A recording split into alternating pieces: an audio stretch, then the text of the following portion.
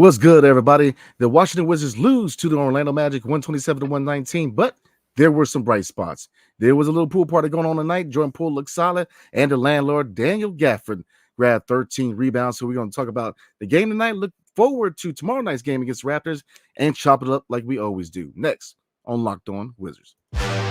You are Locked On Wizards, your daily Washington Wizards podcast. Part of the Locked On Podcast Network. Your team every day.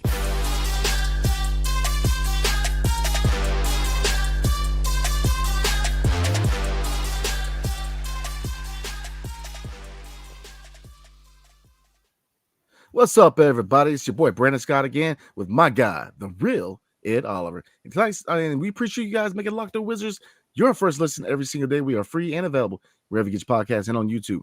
Part of the Locked On Podcast Network, your team every single day. And tonight's episode is brought to you by Gametime. Download the Gametime app, create an account, and use promo code LOCKEDONNBA for $20 off your first purchase. So, we'll just catch the L tonight, but there were some bright spots. Jordan Poole did his thing, and the landlord grabbed 13 boards and really minimalized Wendell Carter tonight. So there was definitely bright spots, but we catch the L tonight again, 127-119. So what was the good, the bad, and the ugly tonight? The good was the fourth quarter from Jordan Poole. Jordan Poole put up double digits in the fourth quarter. We've seen him kind of hit somewhat of a stride. The last couple of games, he's played better. He's looked more comfortable. Same thing with Tyus Jones. Tyus Jones started out hot. I thought he had a good game as well. Corey Kispert played well. Those were some of the good things. And Gafford played well with the double-double. Thought he had a strong performance, finished well, ran the floor, had a couple blocks. But the bad, I would say, is Kyle Kuzma. And I love Kuz.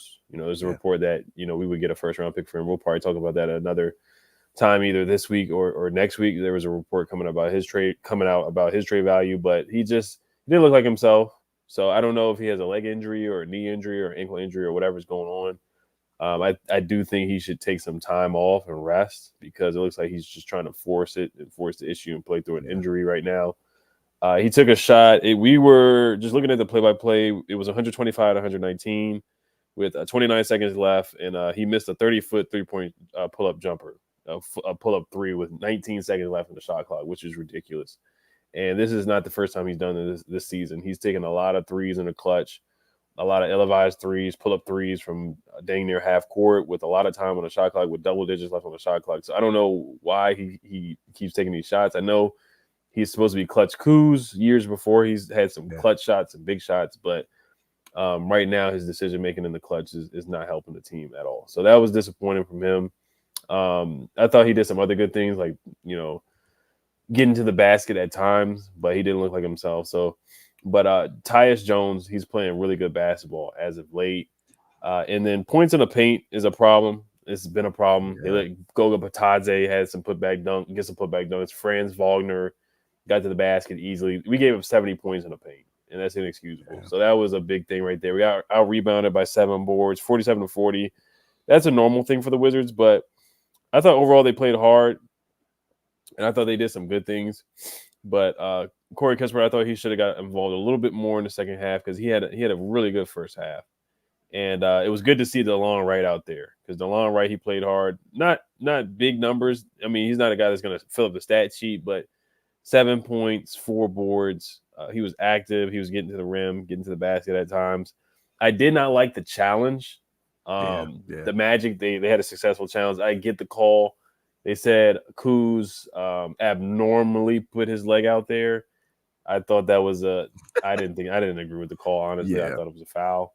But, that hurt us right there, taking away 3 free throws that should have been at home. We can't get a call. So tough break on that, but you can't rely on the ref. So overall, I thought they played with some effort. It wasn't a blowout. They didn't wave the white flag, but letting Anthony Black put up 23 points, you're gonna lose. Franz Wagner 28, Paolo 24. That's a formula for a loss, and then you turn the ball over 20 times. So good effort by Jordan Poole. I thought he played better than Tyus Jones too.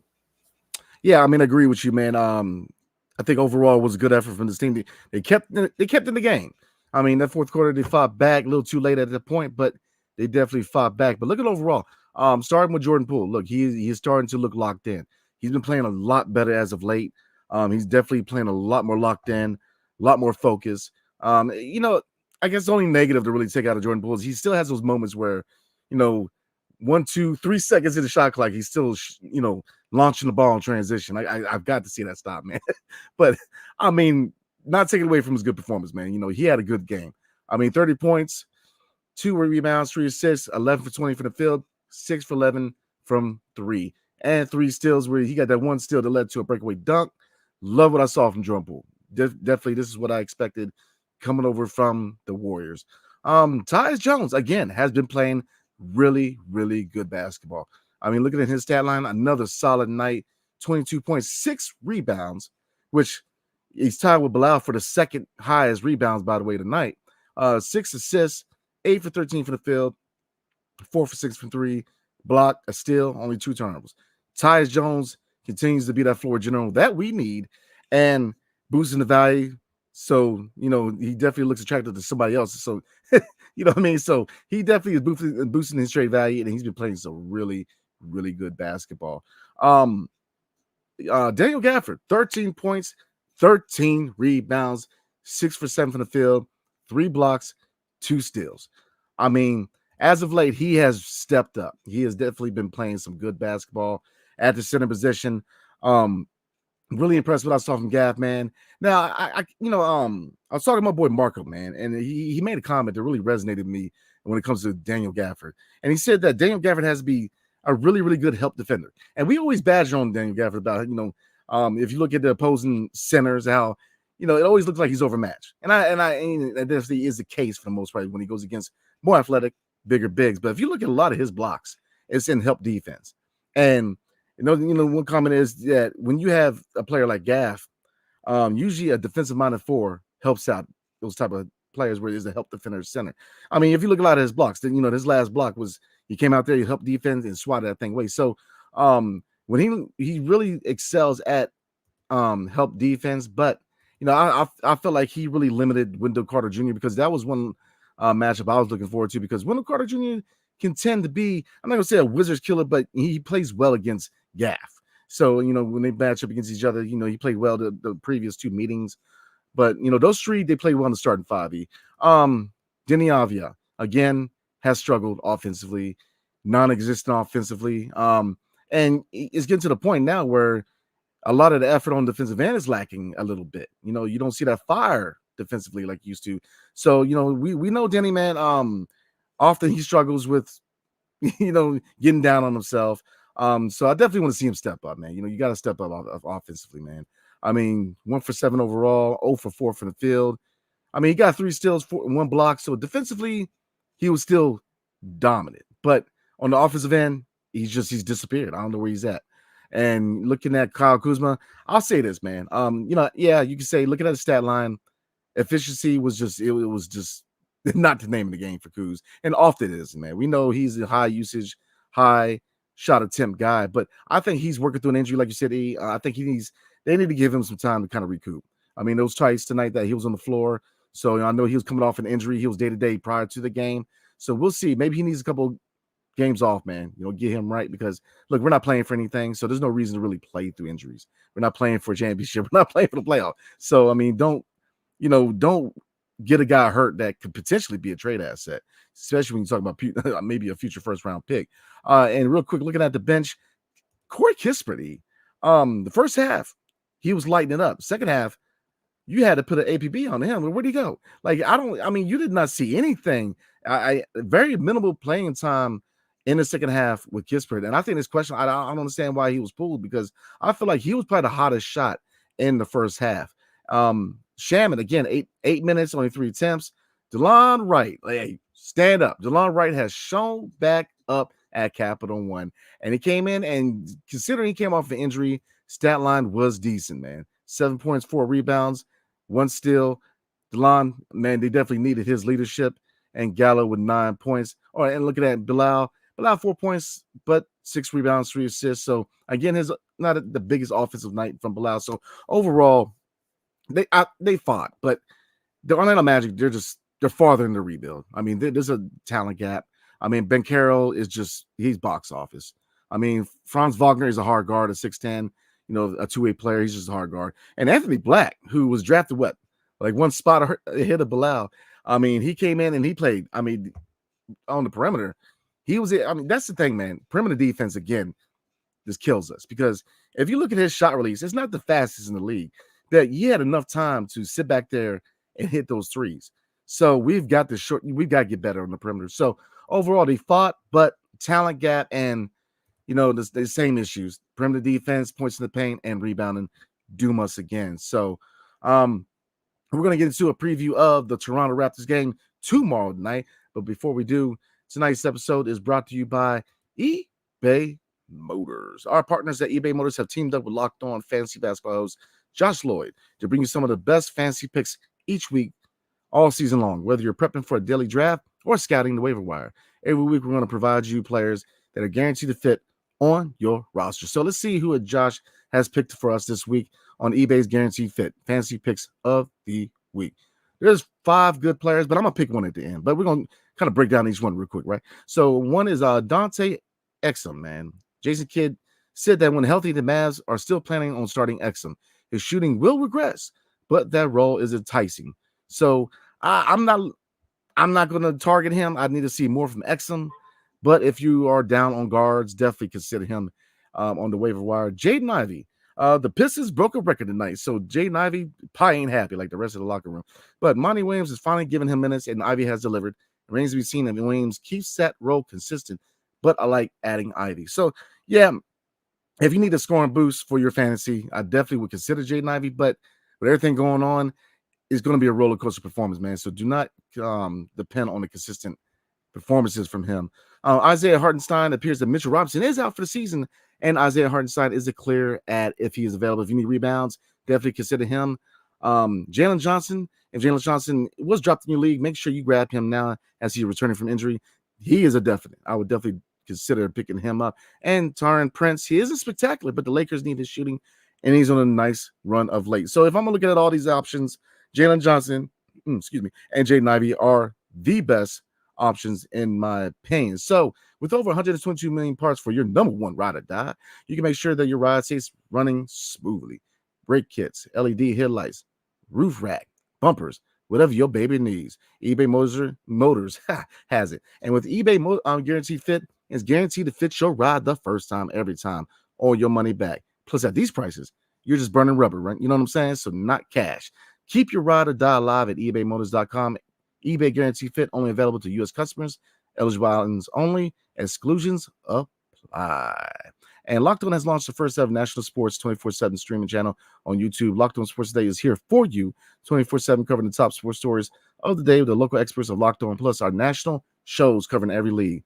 Go to Locked On Sports Today on YouTube and subscribe to the first ever national 24/7 streaming channel. So before we move on, man, I kind of got on my soapbox rolling. Anything else you want to cover as far as the Magic game tonight? Bilal, how many shots did he take tonight? I know he wasn't really involved much or didn't take a lot of shots. He was 1 for 1 from the field. The only shot he took was an offensive rebound or putback. And that was it. He had 4 points, 3 assists, 6 boards. So he contributed in other ways: 3 assists, 2 turnovers, 2 blocks. So he filled up the stat sheet in other ways, but didn't score much. Ended up with 26 minutes. So I would like to see him more involved. I would like him to see more aggressive as well to get his own shot. And, can Wes get him involved with calling a play or two for him? Now, I know he's not going to call a bunch of pin downs or, screens, pick and rolls or whatever. But, yeah, I mean, he certainly can, especially for your 7th pick of the draft. You talked about Anthony Black being the 6th pick. Yeah. Jordan Poole made Anthony Black fall with a nice step back move. But I did want to see Bilal get more involved.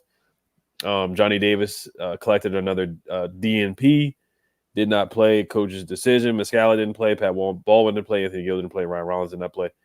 And Shamet, coming back from the injury, 0 for 3. So he's got to get his feet wet. Yeah. Didn't play too well. And to piggyback off of your point on Denny, yes, Denny has gone through somewhat of a slump. 2 points, 1 for 7. Just didn't look 0 for 4 from the 3. All his threes were not really close at all. Yeah. And how many turnovers? He had 2 turnovers, 3 assists, 2 turnovers. So he just looked really indecisive, kind of not gonna say shell shock because I've just heard that word so much with Sam Howell lately, just being shell shocked and kind of seeing ghosts and stuff like that. But then he kind of just didn't look like his normal self out there. He's kind of fumbling the ball, losing the basketball. His off from the three, kind of like how Sam Howell's been off. So he just has been off these last couple games. Yeah, man, Sam Howell. Unfortunate because I like Sam. Yeah, I like Sam too, man. But people clamoring trying to get Caleb Williams, man. But that's a whole other conversation. Yeah, I mean, Denny, confidence has always been a thing with Denny, man. We've seen him where when his confidence is low, it dips, man. And then, he has to kind of bring it back up. Defensively, like I said, stat-wise was on point. But, even the energy on defense sometimes, you could tell the confidence is not there. So, offensively, he's got to step it up. We're in year 4 and you got the bag, you got to perform. I get you go through slumps. I get all that, but he's got to work his way through that. That is, you got that bag. You are a veteran now. He's a veteran now at this point. I'm gonna stop considering him a young guy because he's already signed an extension. So, there's more expectations with that, and which is, we've got to see a lot more consistency from him offensively because, there was a point coming into the season that, he's becoming a threat. People were starting to notice his shot, and then it just, I don't know where it went, but his offensive performance just dipped, and we have not seen him since. Same with Bilal. I mean, Bilal has his moments, but we know what it is. There's the ball. The ball movement has to get better. There's not a lot of opportunities from Bilal to really put the ball on the floor and create for himself because very often than not, Kyle Kuzma and Jordan Poole are shooting the ball. And we know the name of the game going into the season. Just from last year or the last couple of years with Kyle Kuzma, we know what his MO was.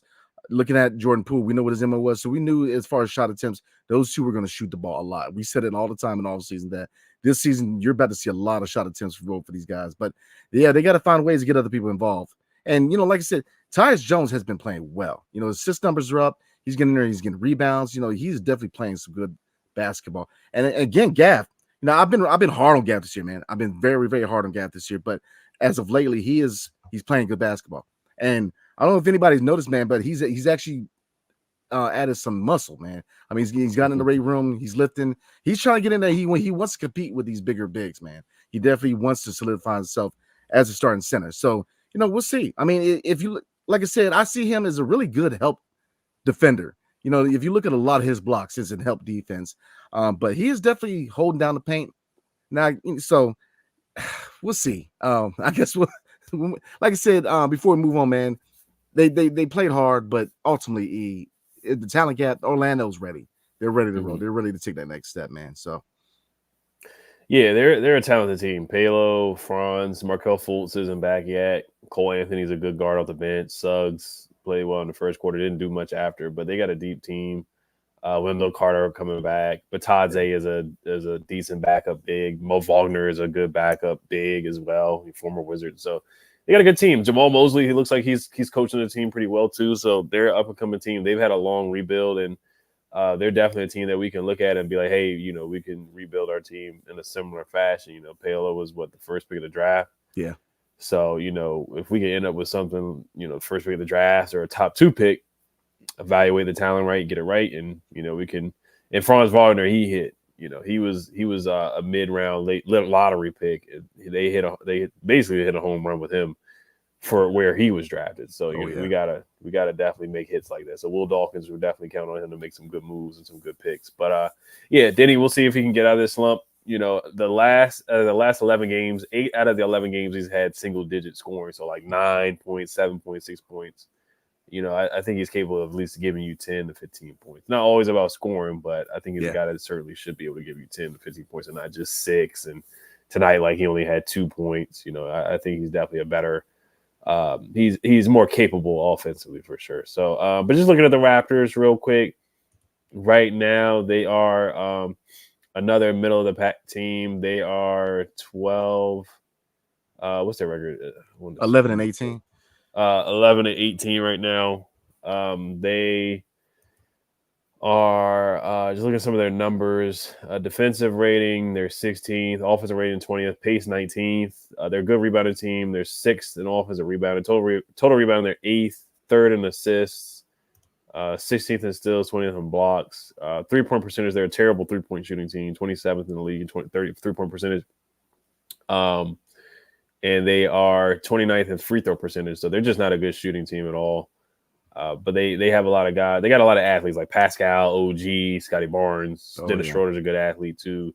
Jakob Poeltl, Precious Achua. So they've had the same team. Gary Trent Jr. off the bench. They've had the same team. It feels like for like a long time. The only thing is that they don't have Fred VanVleet anymore. We played them last time. We should have beat them, but the whole thing with Kuz trying to get the challenge. He was on one side, didn't get back on defense, and a lot of things happened in that game. So, what are your keys to development for this game? Oh, I think you mentioned it before, man. Denny and Bilal, I want to see them a lot more aggressive driving the lane. Definitely try to draw more fouls. And look, shots ain't dropping, but I still want to see them shoot those shots. Definitely from 3-point, mid range. Do not be hesitant.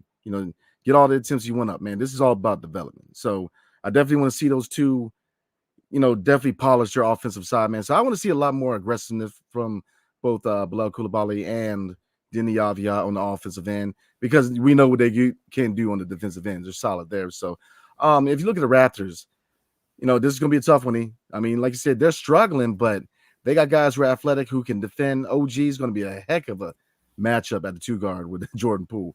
Scotty Barnes is a guy, highly athletic, 3-and-D guy. Pascal Siakam has definitely gave us the business in the past. Poeltl, man, I think this is a matchup where, I definitely want to see Gafford continue to try to dominate in the paint, man. Definitely want to see those rebound numbers stay around what we saw last night or tonight. So, yeah, that's a matchup I'm looking for. I think is definitely a favorable matchup. I mean, Poeltl has definitely given us the business the bats too. So, but this is a team that we'll see 11-18.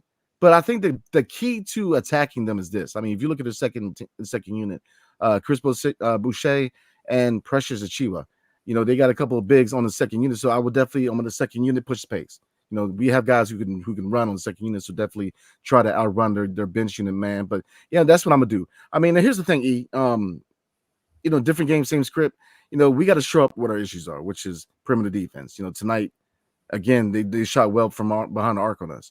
We've got to get better in perimeter defense. Rebounding, we did better, but here's the thing: rebounding, man. I mentioned it earlier. The number 2 rebounders numbers tonight were Tyus Jones and Bilal Coulibaly. Gaff can't do it alone, man.